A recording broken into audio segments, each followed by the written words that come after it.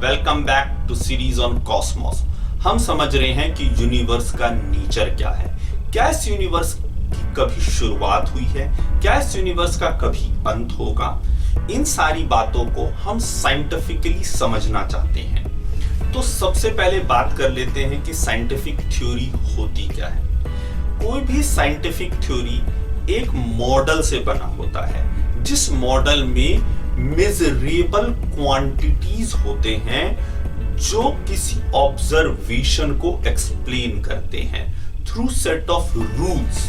ये सारी बातें सुनने में काफी एब्स्ट्रैक्ट लग सकती है, तो इसे समझते हैं हम एक एग्जांपल से। साइंटिफिक मॉडल एक फिल्म की तरह होता है और फिल्म में ढेर सारे कैरेक्टर्स होते हैं, हीरो, हीरोइन, विलेन, कॉमेडियन। ये सब हमारे मेजरेबल क्वांटिटीज की तरह हैं। और जो ऑब्जर्वेशन है वो है स्टोरी ऑफ द फिल्म।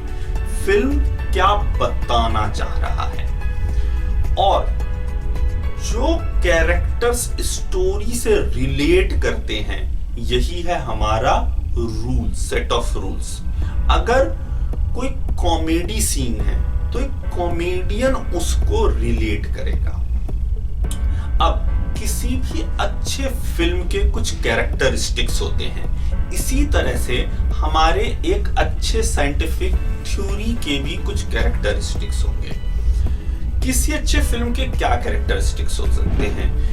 ये कि उसमें बहुत सारे ऑब्जर्वेशनल चीजें हों, जैसे कि इसमें ड्रामा हो, रोमांस हो, कॉमेडी हो, सस्पेंस हो, ट्रेजेडी हो, और इन सारी चीजों को मिनिमम कैरेक्टर्स के साथ एक्सप्लेन किया जाए। ऐसा नहीं है कि फिल्म में आपने ढेर सारे कैरेक्टर भर दिए लेकिन फिल्म बस एक लव स्टोरी है। इसी तरह से हमारे एक अच्छे साइंटिफिक थ्योरी में मेजरेबल जो क्वांटिटीज जिनकी हम बात कर रहे हैं वो बहुत कम हो, लेकिन जो वो एक्सप्लेन कर रहे हैं वो ऑब्जर्वेशंस बहुत ज्यादा होनी चाहिए।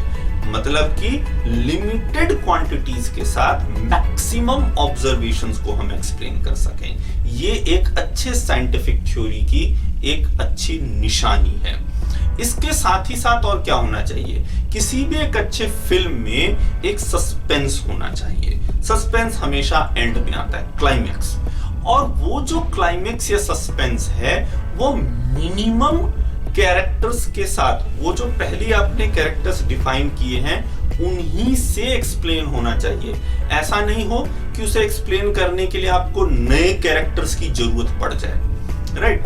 इसी तरह से आपके एक अच्छे साइंटिफिक थ्योरी में ऑब्जर्वेशंस जो फ्यूचर में होंगे उनके रिजल्ट्स को लेकर के प्रिडिक्शंस होनी चाहिए उन्हीं मेजरेबल क्वांटिटीज के द्वारा। ऐसा नहीं हो कि आपको नए क्वांटिटीज इंट्रोड्यूस करने पड़े फ्यूचर में होने वाले नए ऑब्जर्वेशंस को लेकर के। इसका मतलब आपका जो साइंटिफिक थ्योरी है वो खड़ा नहीं उतर रहा है। इन बातों को और समझने के लिए हम चलते हैं अपने टाइमलाइन में फिर से पीछे 300 BC, जहां पर में एरिस्टोटल एक साइंटिफिक थ्योरी इस वर्ल्ड व्यू को लेकर के प्रेजेंट कर रहे हैं। वो बताते हैं कि सिर्फ 4 एलिमेंट्स को लेकर के इस पूरी दुनिया को एक्सप्लेन किया जा सकता है। तो ये तो बहुत गजब की बात हो गई। वो 4 एलिमेंट्स क्या क्या हैं? अर्थ, फायर, वाटर एंड एयर। अब सिर्फ इन 4 चीजों से ये सारी चीजें बनी हुई हैं जो भी हम अपने आसपास देख रहे हैं। तो ये तो बहुत गजब की बात है। लेकिन इसके साथ प्रॉब्लम क्या है? प्रॉब्लम ये है कि ये कोई सस्पेंस या क्लाइमैक्स नहीं देता, यानी कि ऐसा कोई भी ऑब्जर्वेशनल रिजल्ट को ये प्रिडिक्ट नहीं करता है कि आप बाद में कुछ ऐसा देख सकें। कुछ नई बात प्रिडिक्ट नहीं करता है। ये इसके साथ प्रॉब्लम है। लेकिन ये ग्रीक में प्रॉब्लम था। क्या उसी समय में या उससे भी बहुत पहले क्या भारत में कुछ अनोखी बात हुई थी? हाँ, यहां पर भी एक साइंटिफिक थ्योरी थी, और वो साइंटिफिक थ्योरी बिल्कुल पैरेलल टू द एरिस्टोटेलियन मॉडल थी, जहां पर में ये बताया गया कि इस पूरी दुनिया को 9 एलिमेंट्स के द्वारा एक्सप्लेन किया जा सकता है। सिमिलैरिटी एरिस्टोटल से ये है कि इस में से जो 4 एलिमेंट्स हैं वो एटॉमिक हैं, एटॉमिक लेवल पे, और उनके नाम सेम हैं, अर्थ, फायर, वाटर एंड एयर। इन 4 का जो नेचर है वो एटॉमिक है, और इसमें एक प्रिडिक्शन भी है सस्पेंस को लेकर के। ये प्रिडिक्शन बहुत लाजवाब है। लाजवाब ये है कि ये थ्योरी बताती है, जो साइंटिफिक थ्योरी, जो इंडियन, मैं नाम भी बताऊं आपको, ये महर्षि कनाद के द्वारा वैशेषिक सिद्धांत में जिक्र आया है, और वो बताते हैं कि किस तरह से ये जो एटम्स हैं ये आपस में जुड़ करके, और आज के मॉडर्न अगर व्यू में बताएं तो किस तरह से मॉलिक्यूलर स्ट्रक्चर्स डेवलप करते हैं। और खास बात ये है कि जब ये मॉलिक्यूलर स्ट्रक्चर्स और आपस में जब ज्वाइंट होते जाते हैं, और एक लेवल वो आता है जहां पर में इनका नंबर बनता है 24 फैक्टोरियल, और जो कि बहुत नियर है to the Avogadro number, right. तो ये बहुत रोचक बात है।